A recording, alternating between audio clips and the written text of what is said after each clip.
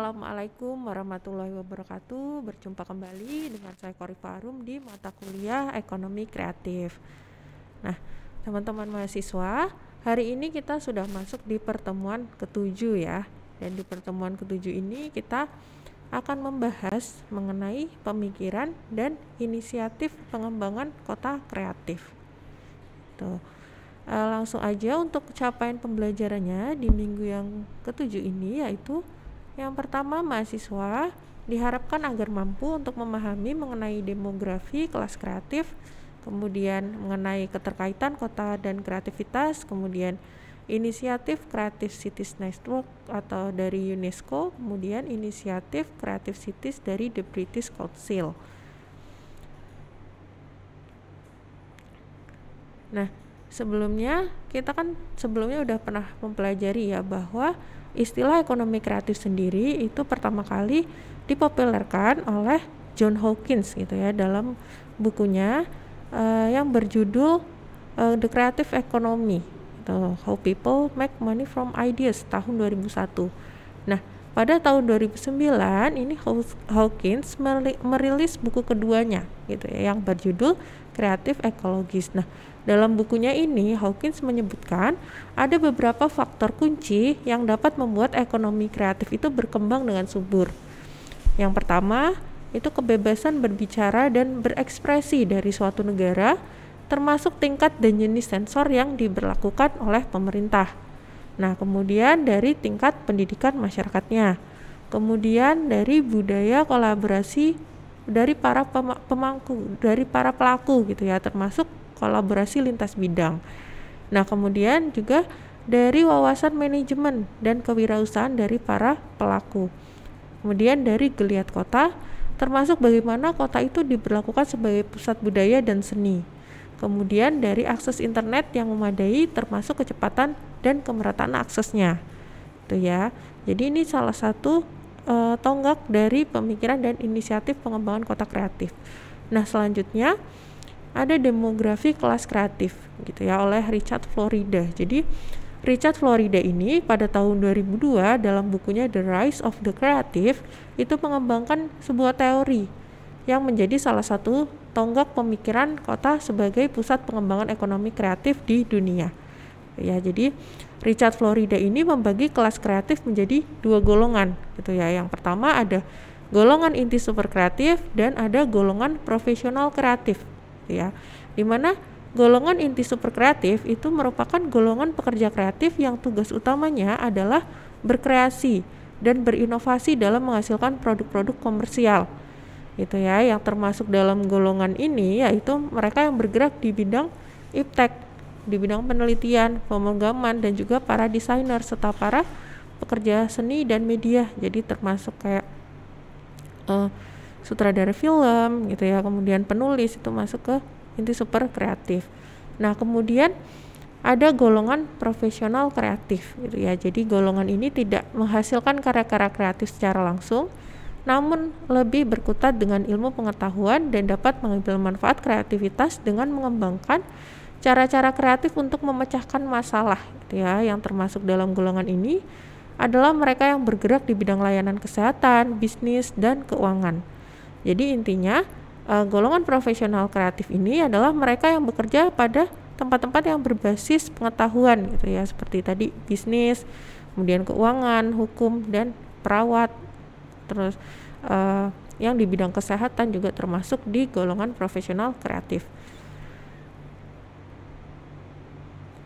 Nah, selanjutnya untuk mengukur tingkat kreativitas masyarakat dalam kota, ini Florida menetapkan indeks kreativitas yang ditentukan oleh 4 faktor. Jadi ada 4 faktor yang menentukan ya, yang menentukan indeks kreativitas. Yang pertama adalah jumlah lapangan pekerjaan kreatif yang ada di kota tersebut, kemudian dari tingkat inovasi yang diukur dari jumlah paten terdaftar per kapita, kemudian ada jumlah industri berteknologi tinggi di kota tersebut, kemudian dari keragaman dan keterbukaan masyarakatnya dalam menerima keragaman. Nah, itu ya, jadi ada 4 faktor yang menentukan.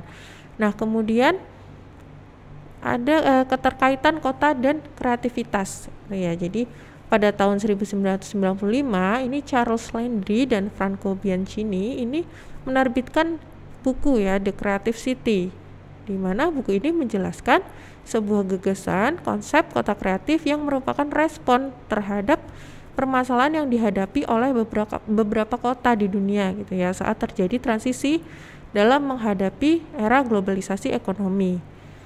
Nah, jadi konsep kota kreatif ini memperbaiki lingkungan urban atau kawasan perkotaan gitu ya dan menciptakan atmosfer kota yang inspiratif gitu.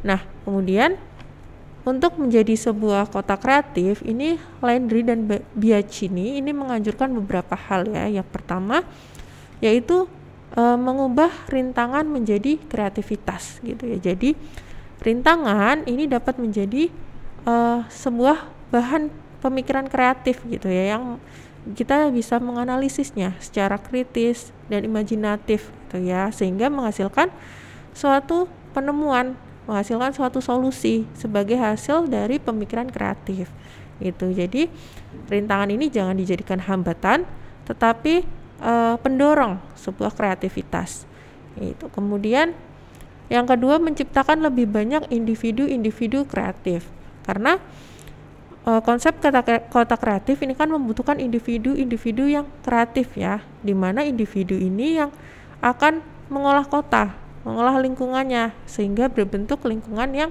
kreatif. Nah, kemudian yang ketiga menggunakan katalisator berupa ruang kreatif baik fisik maupun non fisik. Ya, jadi kalau ruang fisik ini bisa berupa ruang-ruang publik gitu ya, yang mewadahi kegiatan-kegiatan kreatif. Kemudian ada ruang non-fisik. Kalau ruang non-fisik ini contohnya kegiatan organisasional yang memfasilitasi interaksi sosial masyarakat. Nah, kemudian yang keempat ada menyeimbangkan kosmopolitanisme dan lokalisme kota. Ya, jadi prakarsa internasional itu harus dibangun dengan tujuan memperkuat budaya lokal dan menunjukkan kekhasan dari kota tersebut. Nah, selanjutnya ada partisipasi masyarakat yang tidak hanya sekedar slogan gitu ya. Jadi peran partisipasi di sini adalah dalam menumbuhkan rasa kepemilikan dari masyarakat gitu ya terhadap lingkungan kotanya, di mana masyarakat lebih berperan sebagai stakeholder. Jadi masyarakat juga berperan gitu. Kemudian penyediaan layanan dan infrastruktur yang baik tentunya ya. Kemudian manajemen birokrasi yang praktis dan efektif gitu ya. Jadi dengan birokrasi yang praktis, yang efektif dan tidak berbelit-belit itu akan mendorong terciptanya suasana kreatif yang terorganisir. Nah, kemudian ini ada 3 aspek penting ya menurut Landry yang dapat memformulasikan kota kreatif itu. Yang pertama, dari pemeliharaan dan pengembangan potensi kota ekonomi kreatif. Kemudian pemeliharaan kreatif kelasnya. Jadi ya. Kemudian yang ketiga, dari perencanaan dan pengembangan lingkungan kreatif. Tuh. Nah, selanjutnya ini ada inisiatif Creative Cities Network dari UNESCO. Jadi program Creative Cities Network atau CCN ini atau jaringan kota kreatif UNESCO gitu ya, diluncurkan oleh UNESCO pada tahun 2004 gitu dengan misi untuk membentuk kerjasama internasional antara kota-kota yang menempatkan kreativitas sebagai faktor strategis untuk pembangunan berkelanjutan ya, dengan melibatkan semua pihak-pihak terkait itu termasuk pemerintah, swasta, kemudian organisasi, kemudian komunitas dan institusi budaya. Nah, tujuan dari CCN ini atau jaringan kota kreatif UNESCO ini adalah yang pertama memperkuat penciptaan, kemudian produksi, distribusi dan konsumsi dan juga jasa budaya pada tingkat lokal. Nah, kemudian tujuan yang kedua itu mempromosikan kreativitas dan ekspresi kreatif terutama pada kelompok-kelompok rentan seperti perempuan dan juga anak-anak muda. Nah, kemudian meningkatkan akses dan partisipasi pada kehidupan berbudaya termasuk apresiasi terhadap produk budaya. Nah, kemudian mengintegrasikan industri kreatif dan budaya ke dalam strategi pengembangan lokal. Itu ya tujuan dari CCN atau Jaringan Kota Kreatif UNESCO ini. Nah, ini ada beberapa contoh kota yang termasuk dalam UNESCO Creative Cities Network ya, atau Jaringan Kota Kreatif UNESCO. Nah, ini saya kasih contoh beberapa kota di Indonesia yang sudah masuk dalam Jaringan Kota Kreatif UNESCO. Yang pertama ada Kota Pekalongan. Jadi Kota Pekalongan ini meraih predikat sebagai kota kreatif dunia dalam kategori Craft and Folk Art ya, atau kerajinan dan kesenian rakyat. Itu pada tahun 2014. Itu jadi kerajinan tangan seperti batik tulis dan batik cap tangan ini menjadi pilar utama pengembangan kota ini dari perekonomian Kota Pekalongan gitu ya maksudnya. Nah, kemudian desain dan produksi batik yang berkaitan erat dengan seni, budaya, dan ekonominya pun menjadi bagian penting dari identitas Pekalongan. Inilah mengapa kemudian Kota Pekalongan meraih predikat sebagai kota kreatif dunia dalam kategori kerajinan dan kesenian rakyat. Nah, ini ada beberapa contoh motif batik Pekalongan ya, ada motif jelamprang, motif batik semen, batik sawat, batik liong, 7 rupa, batik terang bulan, dan lain sebagainya. Nah, kemudian yang kedua ada Kota Bandung. Jadi Kota Bandung ini tercatat sebagai salah satu dalam Jaringan Kota Kreatif UNESCO dalam bidang desain gitu ya, ditetapkan pada tahun 2015. Nah, jadi sebagai salah satu kota yang menjadi tempat industri kreatif bertumbuh, ini Bandung memfokuskan pengembangannya pada orang kreatif, tempat dan juga ide-ide gitu ya. Jadi salah satu kelebihan Bandung dibandingkan kota-kota lainnya adalah sumber daya manusianya yang memiliki kreativitas yang tinggi. Itu ya, dari data UNESCO ini menyatakan bahwa 56% kegiatan ekonomi di Bandung berasal dari hal yang berkaitan dengan desain seperti fashion, kemudian desain grafis dan berbagai macam industri kreatif lainnya. Itu ya. Nah, kemudian ada Ambon.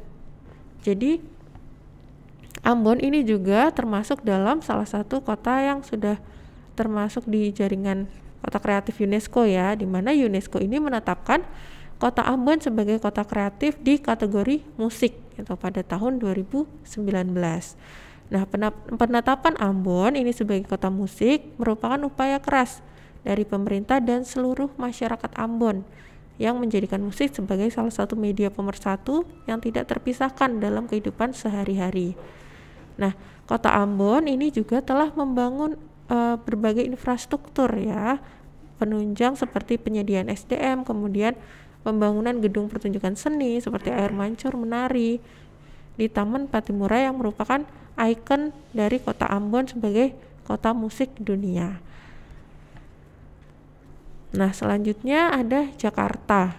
Ini juga termasuk dalam salah satu kota yang tergabung dalam jejaring kota kreatif UNESCO ya, di bidang sastra itu. Jadi ditetapkan sebagai kota kreatif di bidang sastra pada tahun 2001.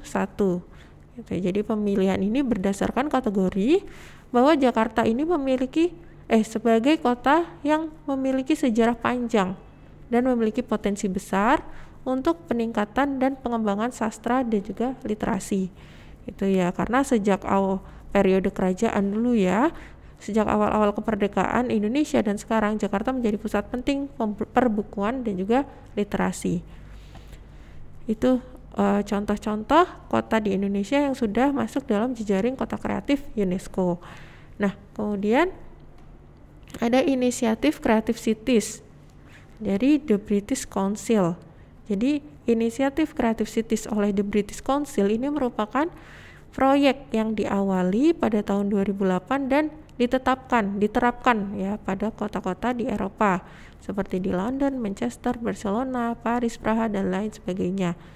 Nah, kemudian inisiatif ini kini dibuka dan diluncurkan di kota manapun di dunia.